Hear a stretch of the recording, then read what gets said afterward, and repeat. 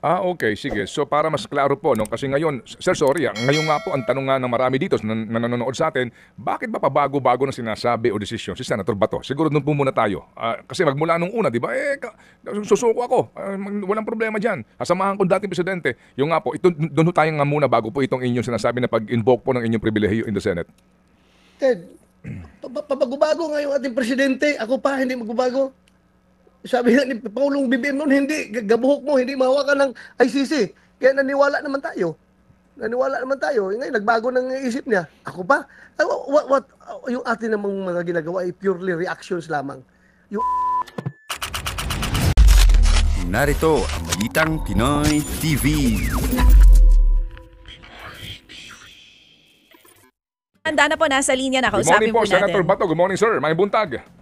may buntag, Ted, and DJ Chacha, may buntag. Good morning Opo. sa ating lahat. Dili ako mangutana kung asaman mo karon ha. Naanak ko din, Ted. Nagkula ko, Suroy-suroy. Surusuroy, minus one, karaoke. Anyway, sige po, salamat sa panahon. Go ahead, Cha. Oh. Yeah, Senator Bato, thank you po for being on the show. Senador, last time nung nakausap po namin kayo, sinasabi ninyo kung sakali man na maglalabas po ng arrest warrant ang ICC, willing po kayo na pumunta doon para rin masamahan na ang Pangulong Duterte. Ngayon parang nagbago po ang inyong isip. Senator, ano po yung nagtulak sa inyo dito po sa pagbabago ng inyong kaisipan? Unang-una, DJ Chacha, no? Mukhang useless man kung andoon ako dahil parang ultimo nga yung si BP Sara at saka yung si AS Bingbong Medialdia ay hirap na makakonect doon sa kay Pangulong Duterte. So how much more kung ako ay isang inmate din doon, no? Paano kami magkalapit kung hindi kami pagbigyan na magkalapit? So parang nakikita ko sayang lang rin yung kagustuhan ko na mas pagsilbihan siya tapos hindi rin kami pwede maglapit, hindi rin kami pwedeng magkasama. Mukhang sayang lang. At saka ang pinakamabigat na rason diyan is talagang very clear sa lahat ng mga diskusyon na lumalabas. Talagang wala talaga silang jurisdiction sa atin kaya sayang lang yung kung magpapakustodiya ka sa kanila tapos hindi mo pala ni-recognize.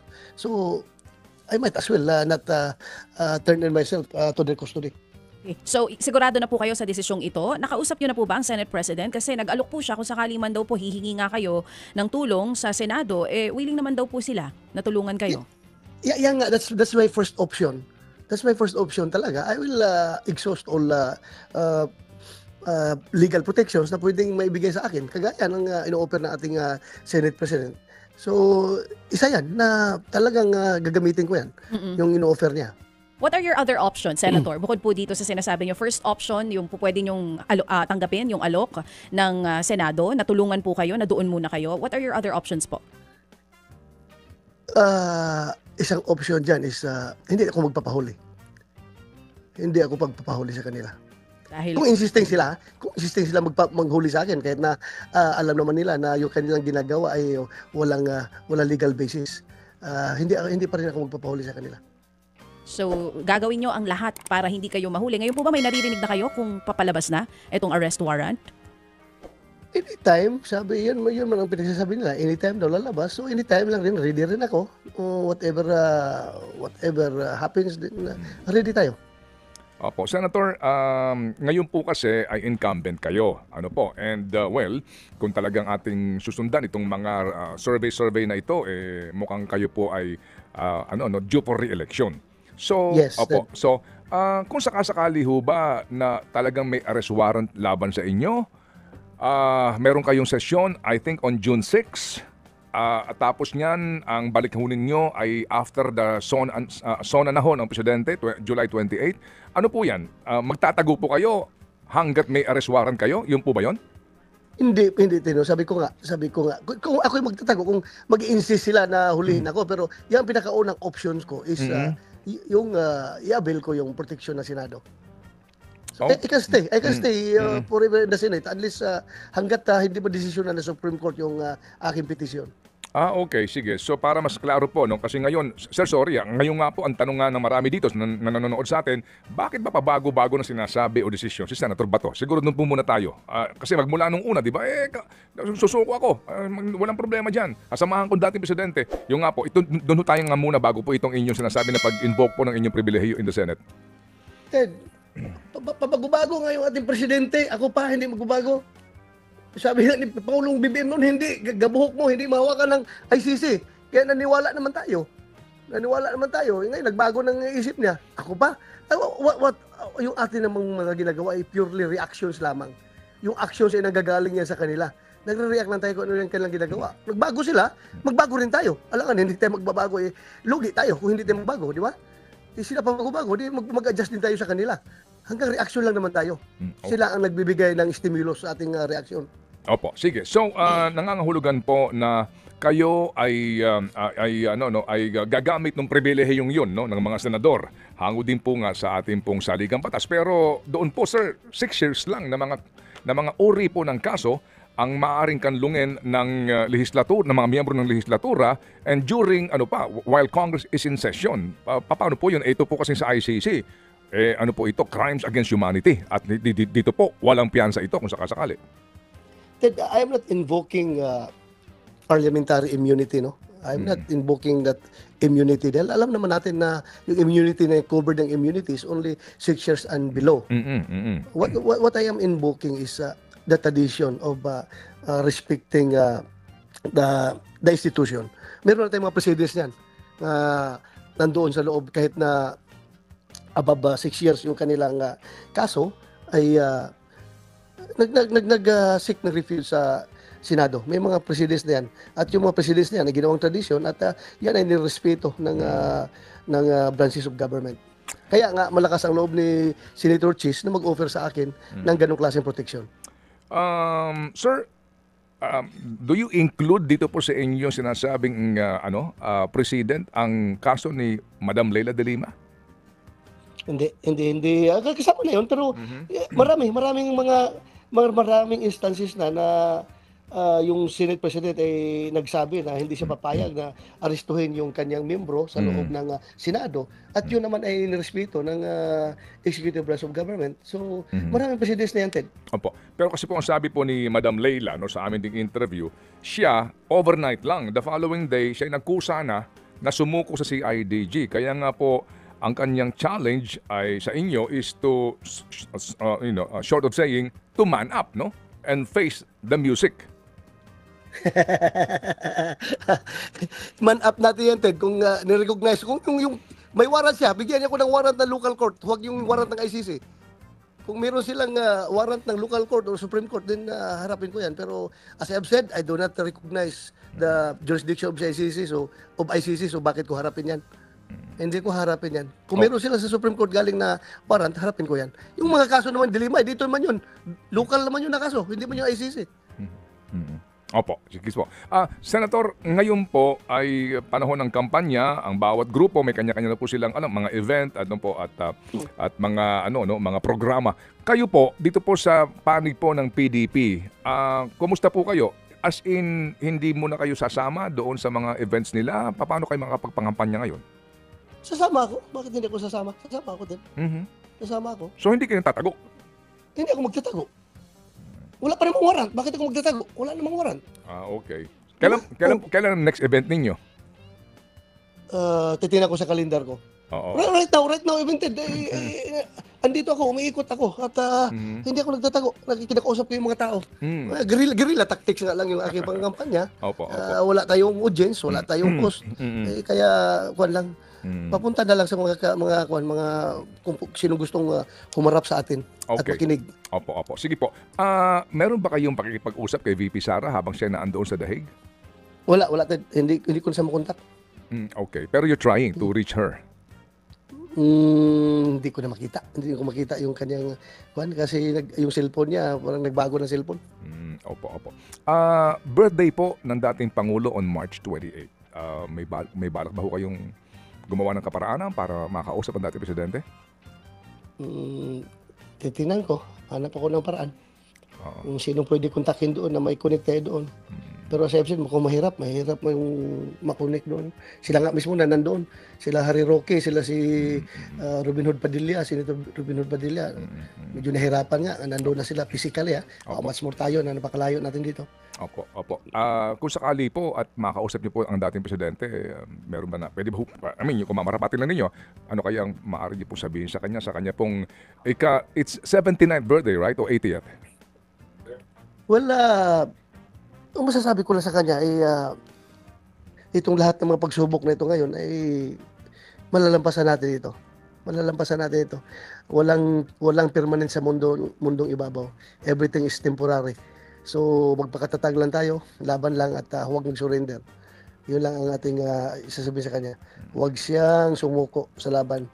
Laban lang because the whole Filipino people hindi ko naman sinasabi na 100% kasi meron naman rin talagang tuwan-tuwa na nakakulong siya ngayon. Pero majority of the Filipino people, even those who are outside the Philippines, other parts of the universe ay nandoon na nakikiramay sa kanya at gustong-gustong maibalik siya dito sa Pilipinas. Opo. Senator, ang inyong partido, PDP, ay sigurado magpapagawa po ng inyong sample ballot, di po ba? Para sa inyo pong line-up, right? Opo. No? Oh. I'm not sure. Pero kasama yan sa mga plano siguro. Isasama nyo ba ang pangalan ni Senator Amy Marcos sa sample ballot ninyo? I don't know, Ted. I don't know. Pag-usapan pa yan ng partido. Pero kung ako ang tanungin mo, personal wala akong masamang kuwan kay Sin Amy. I know her personally. She's my best friend sa Senado. Wala akong nakikitang masama sa kanya. Opo. So, kumbaga, wala kayong objection kung isama po sa sample ballot ng inyong partido ang pangalan ni Senator Amy?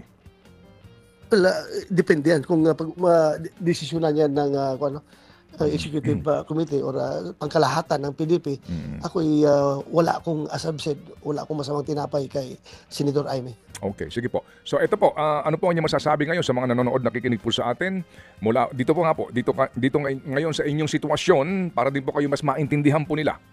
Lalo na ho doon sa mga baka po nga hindi na iintindihan itong inyong mga sinasabing umano'y pabago-bago pong statement. Go ahead, sir. Sa aking mga kababayan, alam mo, I am a graduate of the Philippine Military Academy. Alam po ninyo, pinag-aralan namin yung military strategy, military tactics, lahat-lahat alam natin yan. Kung kayo man ay medyo napansin nyo pabago-bago, then that's part of my strategy.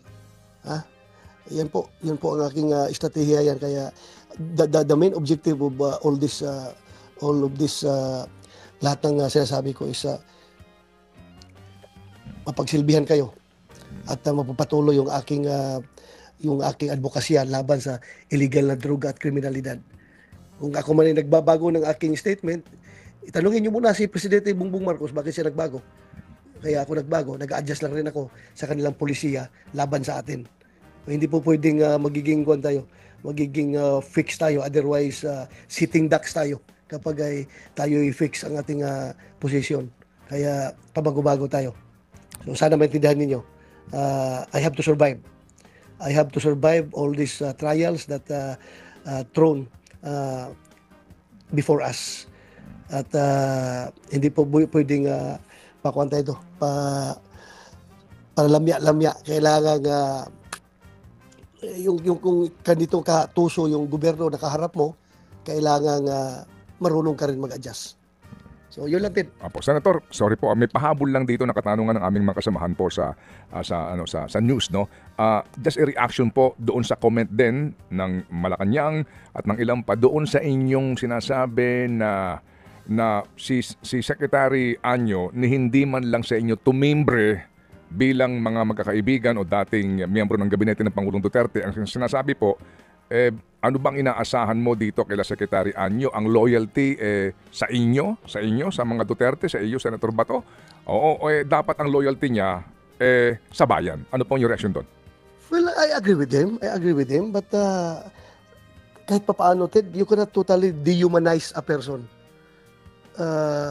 Kung meron kang connection sa tao na yan, officially, personally or whatever, emotionally, kung anong connection meron ka, hindi mo pwedeng mawala yung kaya nga meron tayong sinasabing utang na loob, di ba? Meron tayong sinasabing utang na loob. Kaya hindi mo totally ma-detach yung personal mo na buhay sa yung official na buhay. Kaya ang sabi ko lang naman, hindi naman sa akin tumawag. Sana naman lang pindot mo lang siya doon kay kung hindi kay President Duterte, mga people around President Duterte, nakahanda na yung warrant dito. Sana ma-advise niyo si President Duterte kung anong kanyang gagawin dahil ito legal na warrant. Kung sabihin na, i-claim talaga na legal yung warrant na ito, ano ba naman yung maging transparent ka sa mga tao na kahit na hindi mo kaibigan, mga Pilipino rin naman yan, ano ba naman yung maging transparent ka? So yun lang naman ang sa akin. I'm not obliging, I'm not, he's not obliged to share everything. Pero kunting pindot lang sana. Yun lang naman ang sa akin. Para tao lang tayo. Hindi naman tayo mga robot. Yun lang naman ang sa akin. Pero kung hindi ayaw niya magbigay ng impormasyon, ano magagawa natin? Normal lang sa atin yan, Ted, na medyo sumama ang loob. Pero hearing his explanation, I am more inclined to believe the statement of Secretary Anyo and over the statements of other cabinet members.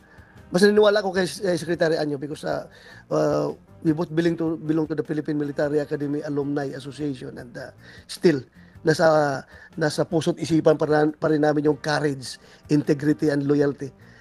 Yung integrity niya, kung nagsabi siya gano'n, yung explanation niya, more inclined ako na naniniwala sa kanyang pinagsasabi. Just leave it at that. Okay. Senator Bato, we wish you good luck, sir. At kung sakasakali po, muli kaming tatawag kung mayroong mga balita pong dapat niyong liwanagan. Salamat po. Maraming salamat, Ed, at DJ Chacha. Maraming salamat. Ito na nga mga kabalita. Ano na ang masasabi nyo patungkol sa balitang ito? Please comment down below mga kabalita. Pag-usapan natin yan sa comment section. At kung di ka pa nakasubscribe sa ating channel, baka naman